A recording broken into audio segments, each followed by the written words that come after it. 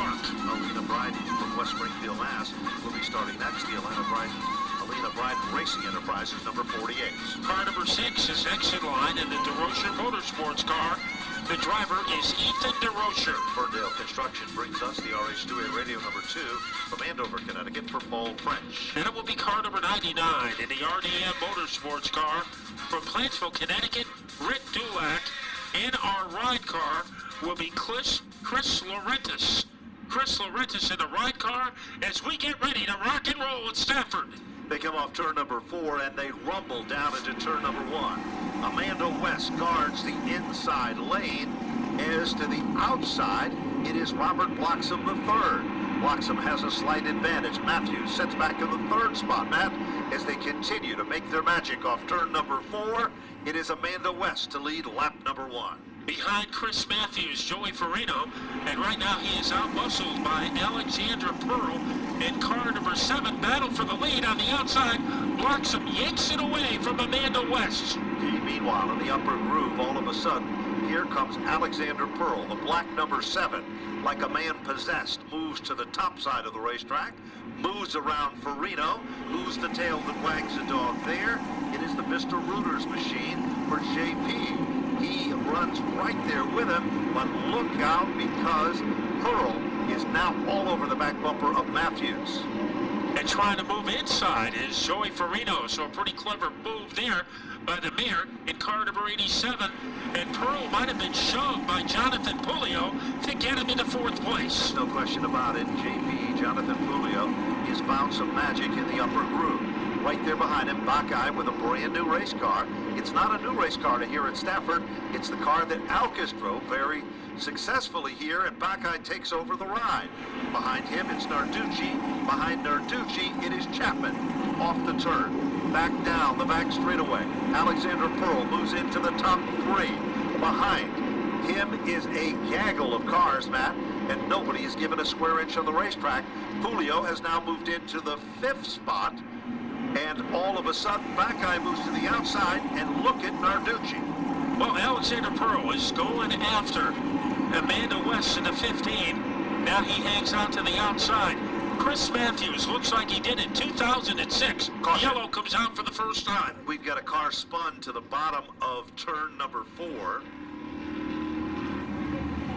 And that is Rick Dulac in the 99. Where is the point leader? Back in the 11th spot with Mikey Flynn in the 12th position, Wesley Brucker and Samantha Anderson in the 14th position.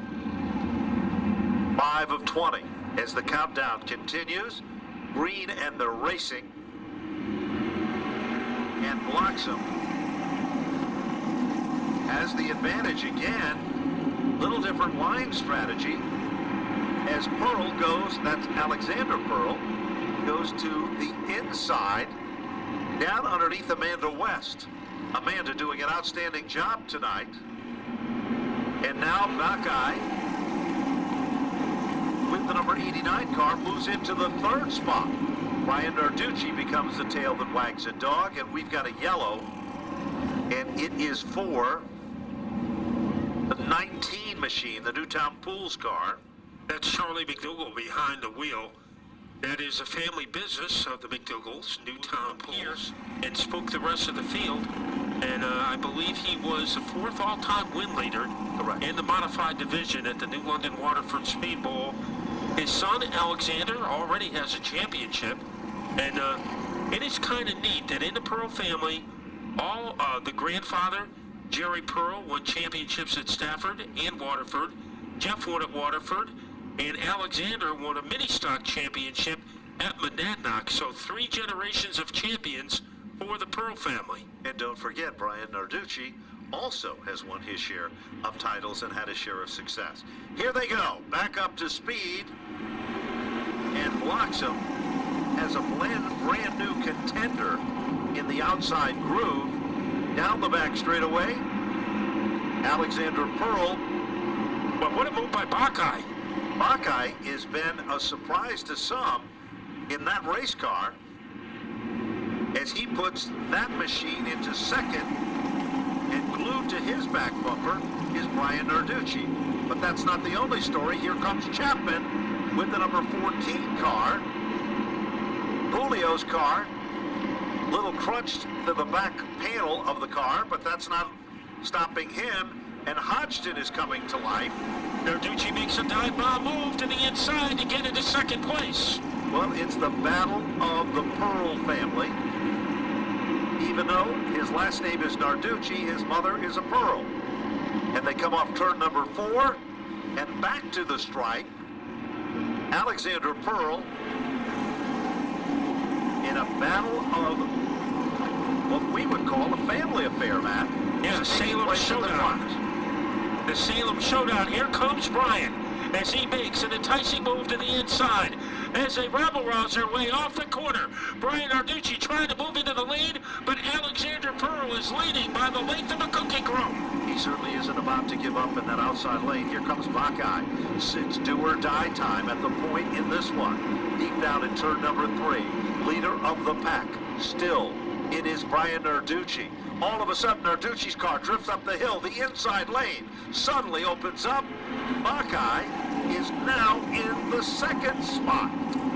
Pearl drops back to third. Bloxham is in the 4th spot.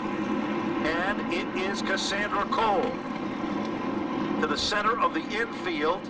And we've got Sammy Anderson spun in the backstretch as well on the inside grass. So the ladies are in distress on the inside. It is Cassandra Cole, and then Sammy Anderson also. He was the most successful guy in this division. 17 career wins, which is one more than Joey Farino. You know, you look at the top 10 in this one, and of course, Brian Narducci just took the lead on lap number 11. Buckeye is in second. Alexander Pearl is third. Bloxham is fourth. Amanda West, great run for her tonight. Her confidence is up. She's in the 5th spot. Jonathan Pulio is 6th. He got crunched to the back end of his car. Stephen Chapman is in 7th. I don't think you're going to see him stay there. Teddy Hodgson is 8th. Mikey Flynn is 9th. And Chris Matthews sets in the top 10. Here they come. Green flag is back out. And Narducci has a slight advantage over Buckeye, but then Pearl is right there. Now look at Buckeye. Little tap to the back bumper and blocks him. Just doesn't want to give up in that outside groove. Well, he has a shock and awe right now as he tries to take third away from Alexander Pearl, trying to widen his lead as Narducci, and Buckeye won't let that happen. Buckeye, a bear hug to the back bumper of the Narducci car. Meanwhile, it is Alexander Pearl that comes back to the 3rd spot. Then there are 6 cars contending for position number 3. And in that heated battle is Amanda West to the bottom, and to the outside, it is still Bloxham. Meanwhile, Chapman has found a home on the inside lane, down underneath Julio. That's the battle for the 6th and 7th spot. Here comes Teddy Hodgson. He's a late bloomer in this one, as Prucker spins on the backstretch, just to the right of the scoreboard. You know, Mark Buckeye is pretty crafty. He is, we have a problem with Wesley Prucker, who is buried on the lawn on the backstretch. So he is trapped in Weed Whacker country, and we have a yellow flag, our 4th, with Brian Narducci as a lead. So a little bit of mid-season slicing and dicing going on. That car was driven by Alkis for the first half of the season, and tonight it is definitely strong as Alexander Pearl and Bloxham is in that 2nd row, and then it's Amanda West, and then Jonathan Pulio in that 3rd row to the outside, position number 6. So the moment of truth, a very critical double file restart that could determine the winner. With Buckeye on the outside trying to breathe fire against Narducci, they come to the line, and it is Narducci does not come up to speed. Narducci is in trouble. Pearl is in trouble as he slams a wall. And there is a firecracker show in turn number 1. Narducci did not come up to speed, and the entire inside lane was at risk. And the cars that we believe unofficially are involved was the 87 of Joey Farino and the 7 of Alexander Pearl. Yeah, we saw Pearl and Farino get in 3rd with the number. Remember, Jonathan Pulio 2 weeks ago came within a half a turn of getting a victory when he collided with Mikey Flynn. He is on the outside of the 2nd row So there is some drama here. There certainly is, Matt. And then don't count out young and talented Stephen Chapman, because he's still right in the middle of this situation. Jonathan Pulio also there. There's the green, and it is immediately Nullified. Yep, followed by the yellow, almost before. They didn't even get up to speed. Nope. And we will have a redo with the front row populated by Mark Buckeye in the 89. He is on the outside groove, and on the inside, Robert Bloxham. So a very interesting alignment as we go back to work with 6 laps to go.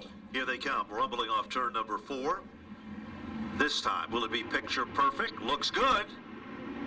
And Buckeye has the advantage, and Pulio becomes the tail that wags the dog there. And here comes Pulio making a power move on the outside to advance into second. And while that's been happening, here comes Stephen Chapman. And with Stephen comes Teddy Hodgson. And believe it or not, Bob Charland is hooked up in a 5-car bid in the upper lane. Off that second turn and down the back straightaway. Here comes Pulio. And now the caution flag comes out. We believe that caution was for a car on the front straightaway that got crossed up. And that's We saw Brian Narducci get the lead, having trouble on a restart, and he wound up in the infirmary in the middle of the infield. And Mark Buckeye winding up in the lead with a car that was driven most of the year by Mark Alkis. Mark Buckshot Buckeye trying to get it to victory lane. Pulio on the inside as we get ready to turn him loose. Off turn number 4. Selection is key, and it appears that Buckeye has enough extra oomph, but it is Pulio who continues to dig hard on the bottom. Jonathan Pulio creating some noise on the inside, down the back straightaway. But Robert Bloxham refuses to die as he tries to take third away from Stephen Chapman. Amanda West still a factor in the 15.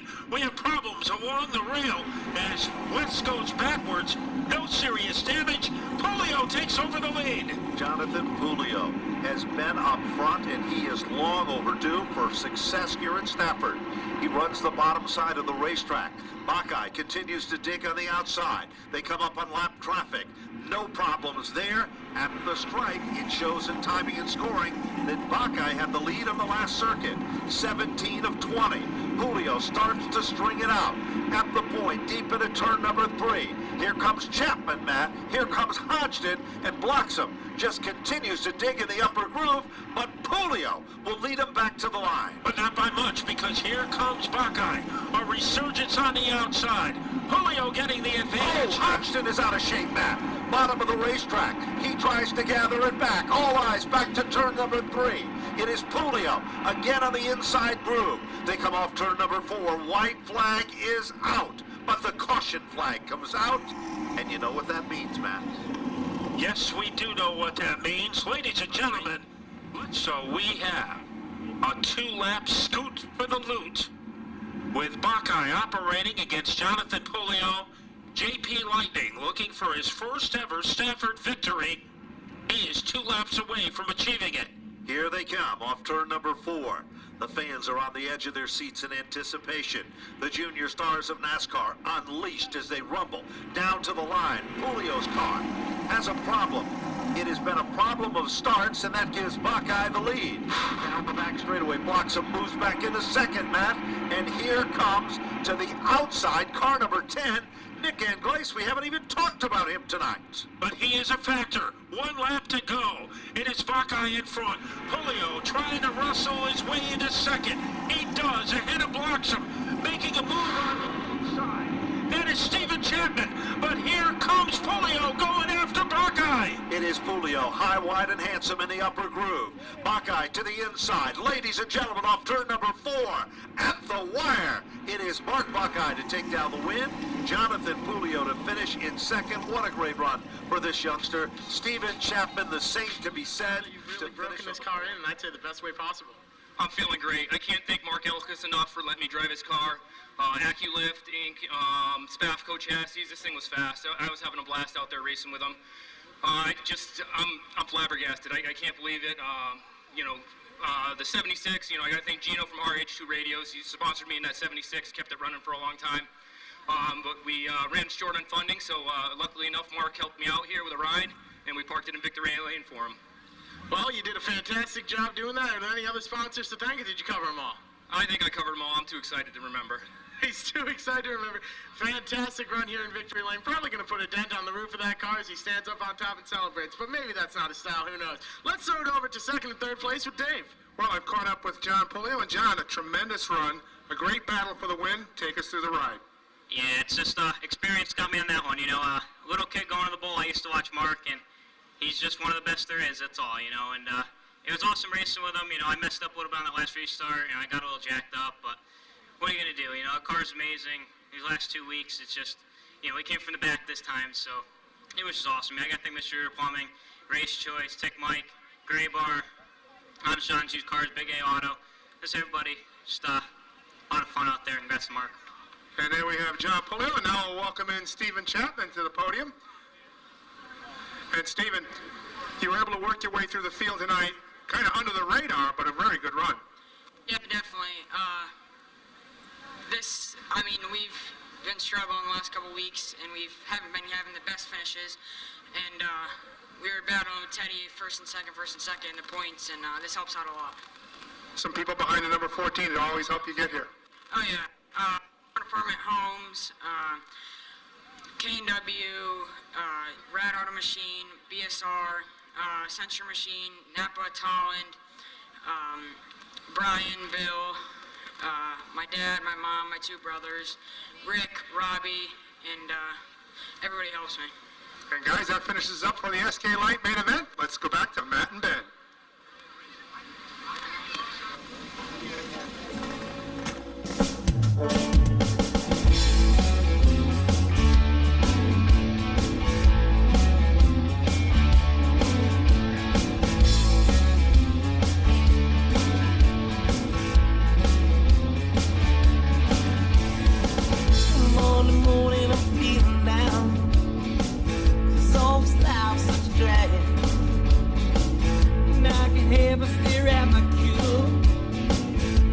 About what good times we had. Every day was a Saturday, 'cause I ain't got a thing to do. Have a good time. That's right. Just won't have a good time all night. That's right. That's right. I got some cold shit on some ice.